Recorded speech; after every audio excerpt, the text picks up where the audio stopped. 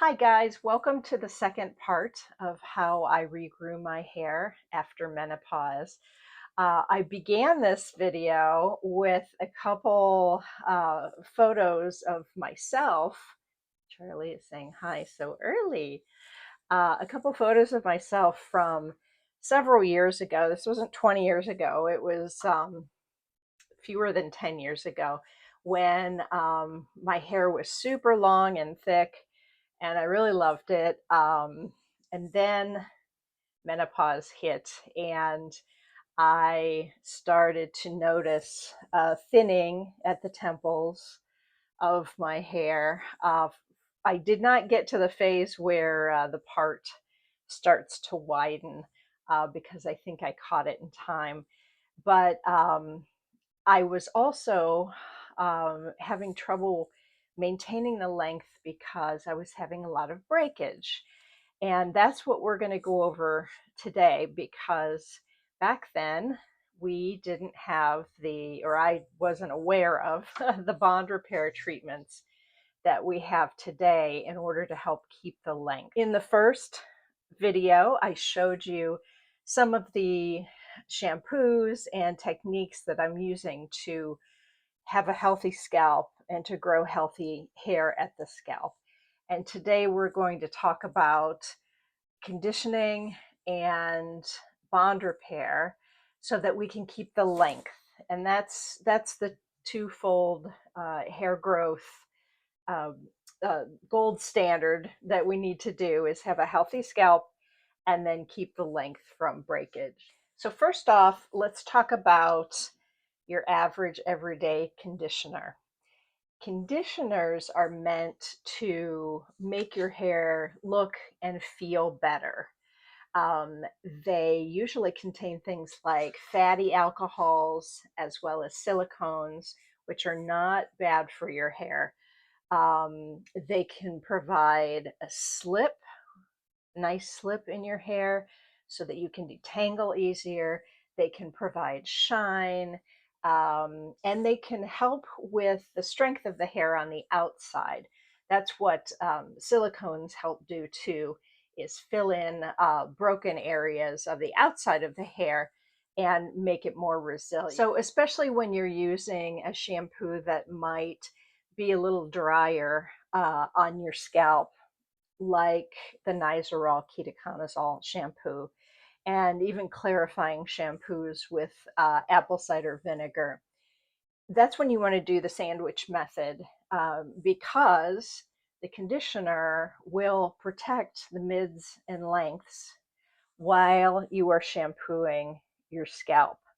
And so even if that shampoo is a little drying to the scalp, a conditioner, a regular good conditioner with fatty acids and silicones and such, will keep the mids to ends protected, even if the suds kind of come down.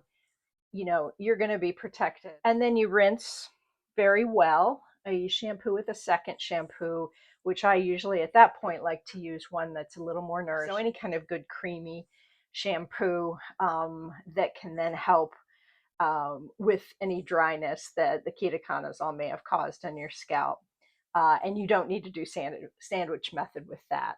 But after rinsing out that second shampoo, then you go ahead and apply your conditioner to the mids and lengths again, leave it in for the recommended amount of time, rinse, and you're good to go. So that's regular conditioner. Regular conditioner does not repair hair per se. It is a cosmetic fix that makes your hair feel smoother, look shinier, and detangle easier for sure, especially if you have wavy to curly hair like I do. The next product we're going to look at is Olaplex number 3. This is a bond repair product, and they just came out with a brand new version of this product, which means you can leave it in for just 3 minutes instead of the recommended 5. So they've kind of souped up the ingredients to make it work a little faster. So that's nice. But Olaplex number 3 is used by first wetting your hair, then applying it again to mids to ends, and leaving it in then for those 3 minutes for the new version or for 5 minutes for the old version. So Olaplex #3 was formulated to fix broken bonds within the hair shaft. And we talked the other day about disulfide bonds. So, without making this too boring, hair has two types of bonds: hydrogen bonds and disulfide bonds. Hydrogen bonds are the ones that break when you wet your hair. So, if you have super curly hair, you wet it, and then suddenly it seems kind of straight. That's because while it's wet, those hydrogen bonds are broken. And as your hair dries, it will reform those bonds into your normal curl or wave pattern, or even if you have straight hair. Disulfide bonds are the much stronger bonds within the hair shaft. They're what makes hair so strong. You may have seen, like in elementary school, they would show us those examples of, like, how strong one hair was, how it could hold, a brick or something. That's disulfide bonds because it's got two disulfide, two sulfur bonds in it.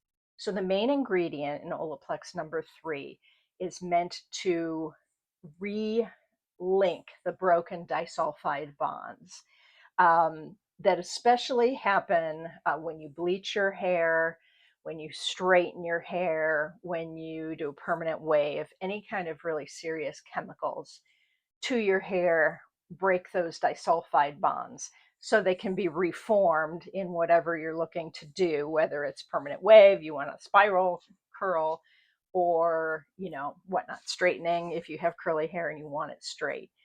It has to break those disulfide bonds, and over time those weaken.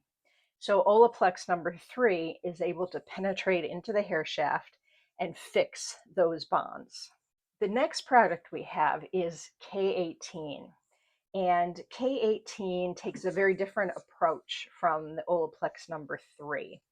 Instead of going in and just repairing the disulfide bonds, K18 also reconnects damaged polypeptide keratin chains. So K18 works on the disulfide bonds as well as the keratin chain structure. You all know that hair is made of keratin. Keratin is the same strong material that makes up our nails. A rhinoceros's horn, that's keratin. The beak of an eagle is keratin.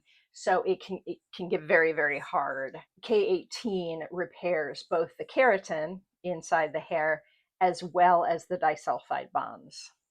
Now, instead of being a pre-shampoo treatment like Olaplex #3, which you put in wet hair, leave on for 3 to 5 minutes, then rinse out, then shampoo and condition and do the rest of your routine, K18 is a leave-in. So the way they explain that you should use it is you should wash your hair as normal, but don't condition it in the shower. And then when you're done with your double shampoo and you've rinsed very, very well and you've gently squeezed your hair and used your microfiber towel to dry as much as you can, then you put in a couple pumps of K18 from the mids to the lengths and wait 4 minutes. So you can, wrap your hair in a microfiber towel. You can, if you have like some kind of a heated wrap or something that you want to use to allow it to penetrate better, feel free to do that. But all they ask is that you wait a good 4 minutes for the K18 to repair the keratin bonds as well as the disulfide bonds. And you leave that in. Then you can go in and detangle and then use your heat protectant before, hopefully, blow drying your scalp to keep that scalp healthy. So I asked some hair care professionals which one, which one do they recommend to people, the K18 or the Olaplex? What they said was that people who have a lot of damage due to bleaching, any kind of chemical processing, coloring, straightening, whatnot, should definitely use K18 because K18 specifically lists bleach and color and chemical services as well as heat damage as the things it targets. If you want an ongoing strengthening treatment, so like when my hair was very long and it started to feel brittle, the Olaplex would have been perfect for me. I didn't know about it at the time, unfortunately. So I did lose several inches, and then the menopausal hair loss started. You absolutely can use both products, but not at the same time. So each one is recommended to use once a week. So use K18 one week as a treatment, and then the next week go on in with the Olaplex number 3. If you're kind of a hair care fanatic like me and you want to, really know that you're doing the most that you can possible. I have to admit that because I'm lazy most days and I don't give myself enough time to finish my shower before heading off to work, I love that the K18 is a leave-in because I can wash my hair, don't have to condition, uh, can leave this in for 4 minutes and then get on with my day. So I do like this for that in particular. If I have more time, it's the weekend, whatnot, then I can do the extra steps of the Olaplex. So it's all about personal preference. But again, both of these are formulated and patented to penetrate the hair shaft and fix what's going on inside it. So if you have broken disulfide bonds, and with the K18, if you have broken keratin bonds, these will fix it. So I am confident that with the hair care knowledge we have in 2026, that I should be able to grow my hair back to the extreme lengths that I once had. That's because in 2026, we better understand scalp health, we better understand how to prevent breakage.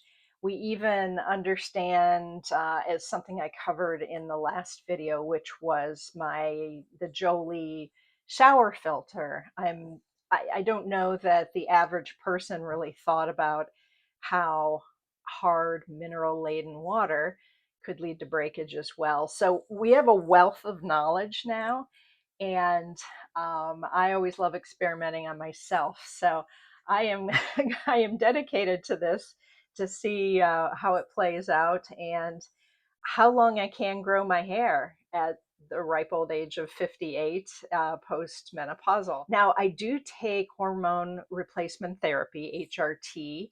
I initially started taking it to combat things like hot flashes and night sweats and the typical things that happen when your estrogen is starting to drop. Um, but estrogen is also wonderful for hair growth. And that's why pregnant women have wonderful, luscious hair because there's extra estrogen and things going on, chemistry going on in the body.